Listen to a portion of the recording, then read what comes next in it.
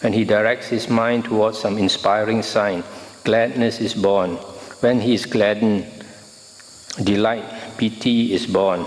When the mind is uplifted by delight, the body becomes tranquil. One tranquil in body experiences happiness. The mind of one who is happy becomes concentrated.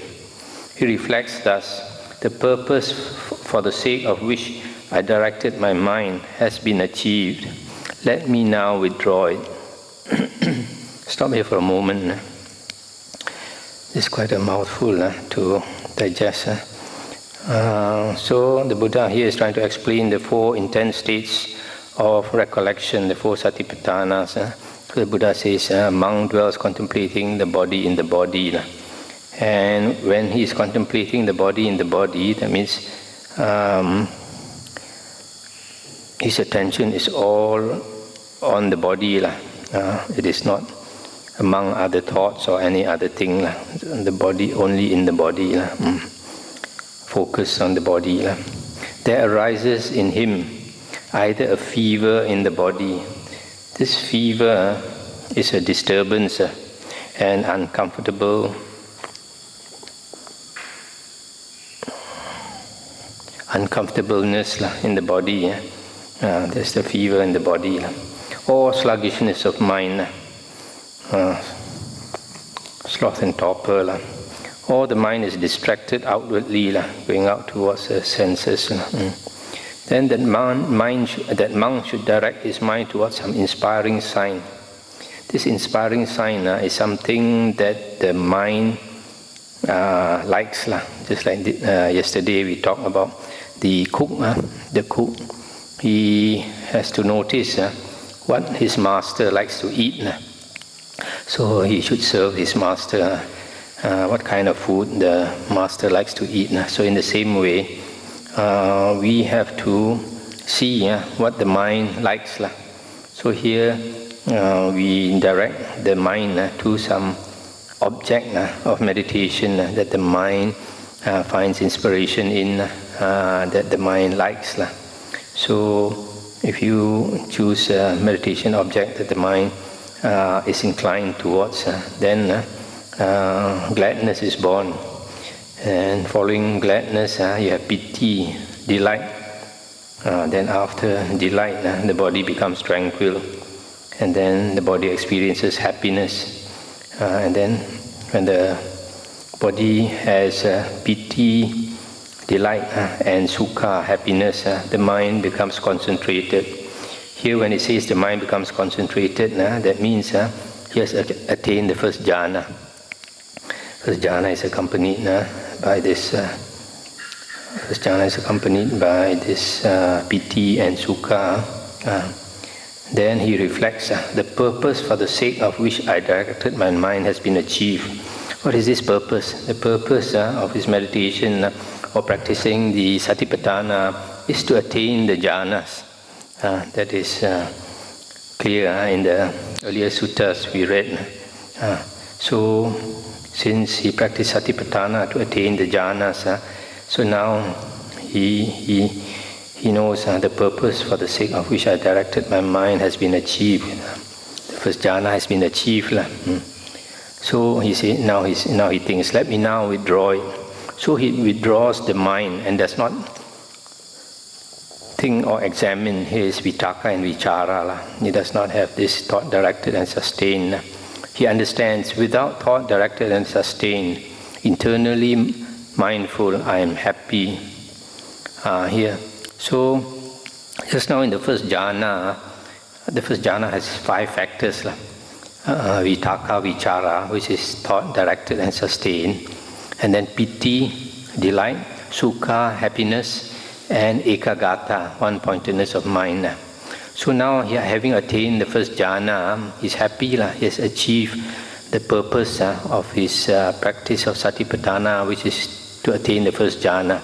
So having attained the first jhana, now he withdraws his vitaka and vichara. He has all these 5 factors. When the 5 factors are strong, then he withdraws this vitaka and vichara. How to withdraw? Instead of putting the attention on the breath, he puts the attention on piti and sukha. Because the piti and sukha become stronger, then he can change his object. From the breath, he changes to this happy and delightful feeling, perception. So when he does that, he does not pay attention to the breath anymore. Then he attains the second jhana. So without thought directed and sustained, internally mindful, I am happy. So he has attained the second jhana. Again, a monk dwells contemplating feelings in the same way, mind in mind, Dhamma in Dhamma, ardent, recollected, mindful, having removed covetousness and grief in regard to the world. While he is contemplating Dhamma in Dhamma, there arises in him, based on Dhamma, either a fever in the body or sluggishness of mind, or the mind is distracted outwardly. The monk should now direct his mind towards some inspiring sign. When he directs his mind towards some inspiring sign, then the sequence, like just now, gladness is born, and after gladness, rapture, after rapture, tranquility, and after that, happiness, etc. He understands, without thought directed and sustained, internally mindful, I am happy. It is in such a way, Ananda, that there is development by direction. Stop here for a moment. So here the Buddha calls this development by direction. Development normally is bhavana. Bhavana is actually development of mind. But development of mind, bhavana, has become synonymous with meditation. So here the Buddha says there is bhavana with direction. He directs his mind first to this the vitaka, vichara, that is the direction of mind, to his object of meditation, and after that he withdraws from there and directs it to that piti and sukha. And how, Ananda, is there development without direction? Not directing his mind outwardly, a monk understands, my mind is not directed outwardly. Then he understands it is unconstricted after and before, liberated, undirected. Then he further understands, I dwell contemplating the body in the body, ardent, clearly aware, recollected, I am happy. Not directing his mind outwardly, a monk understands, my mind is not directed outwardly. Then he understands it is unconstricted, after and before, liberated, undirected. Then he further understands, I dwell contemplating feelings in feelings, ardent, clearly aware, recollected, I am happy. Similarly, for the other factors, that is mind in mind and Dhamma in Dhamma. It is in this way, Ananda, that there is development without direction. So here the Buddha says, instead of directing the mind to an outside object of meditation, he does not direct it outwardly. In other words, it's directed inwardly. Then here probably means he attains the third jhana. Then it's stated here, it is unconstricted after and before. Unconstricted, the meaning is it is without sloth and torpor. This you can find on page 1737. There's an explanation in another sutta about this unconstricted. And after and before, it's probably before he started to meditate and after he started to meditate. That means all the time. So that is development without direction. Thus, Ananda, I have taught development by direction. I have taught development without direction. Whatever should be done, Ananda, by a compassionate teacher, out of compassion for his disciples, desiring their welfare, that I have done for you. There are the feet of trees, Ananda. These are empty huts. Meditate, Ananda. Do not be negligent, lest you regret it later. This is our instruction to you. This is what the Blessed One said. Elated, the Venerable Ananda delighted in the Blessed One's statement. This word meditate, do not be negligent. This word meditate is also, you can say, cultivate jhana. Cultivate jhana ananda, because in the Buddha's discourses, meditation is cultivating jhana. That's the only type of meditation the Buddha praised. The first, second, third and fourth jhana. Okay, the next sutta. Anything I want to say? Okay, the next sutta is 47.12.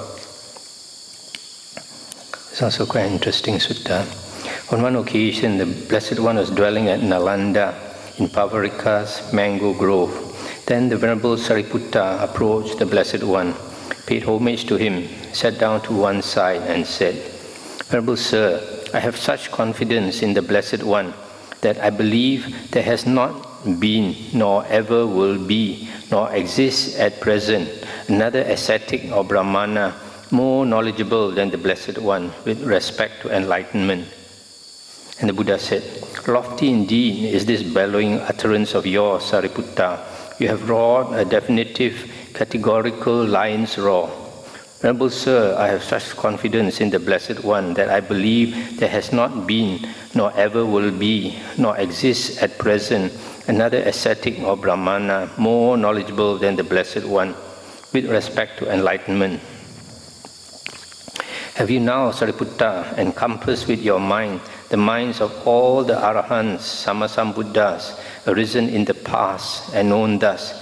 These Blessed Ones were of such virtue, of such qualities, or of such wisdom, or of such dwellings, or of such liberation. And he said, no, Venerable Sir. Then Sariputta, have you encompassed with your mind the minds of all the Arahants, Sammasambuddhas, who will arise in the future, and known thus? Those Blessed Ones will be of such virtue, of such qualities, of such wisdom, or of such dwellings, or of such liberation. No, Venerable Sir. Then Sariputta, have you encompassed with your mind my own mind, I being at present the Arahant Sammasambuddha, and known thus? The Blessed One is of such virtue, or of such qualities, or of such wisdom, or of such dwellings, or of such liberation. No, Venerable Sir. Sariputta, when you do not have any knowledge encompassing the minds of the Arahants, Sammasambuddhas, of the past, future and present, why do you utter this lofty, bellowing utterance and roar this definitive, categorical lion's roar? Venerable Sir, I have such confidence in the Blessed One that I believe there has not been, nor ever will be, nor exists at present another ascetic or brahmana more knowledgeable than the Blessed One with respect to enlightenment. And Venerable Sariputta said, I do not have, Venerable Sir, any knowledge encompassing the minds of the Arahants, Sammasambuddhas of the past, the future and the present, but still I have understood this by inference from the Dhamma. Suppose, Venerable Sir, a king had a frontier city with strong ramparts, walls and arches, and with a single gate. The gatekeeper posted there would be wise, competent and intelligent, one who keeps out strangers and admits acquaintances. While he is walking along the path that encircles the city, he would not see a cleft or an opening in the wall, even big enough for a cat to slip through. He might think, whatever large creatures enter or leave the city, all enter and leave through this one gate. So too, Venerable Sir, I have understood this by inference from the Dhamma. Whatever Arahants, Sammasambuddhas arose in the past, all those Blessed Ones had first abandoned the 5 hindrances, corruptions of the mind, and weakness of wisdom. Then, with their minds well established in the 4 intense states of recollection, they had developed correctly the 7 factors of enlightenment, Bojjhangas, and thereby they had awakened to the unsurpassed perfect enlightenment. And Venerable Sir, whatever Arahants, Sammasambuddhas will arise in the future, all those Blessed Ones will first abandon the 5 hindrances, corruptions of the mind, and weakness of wisdom. And then with the mind's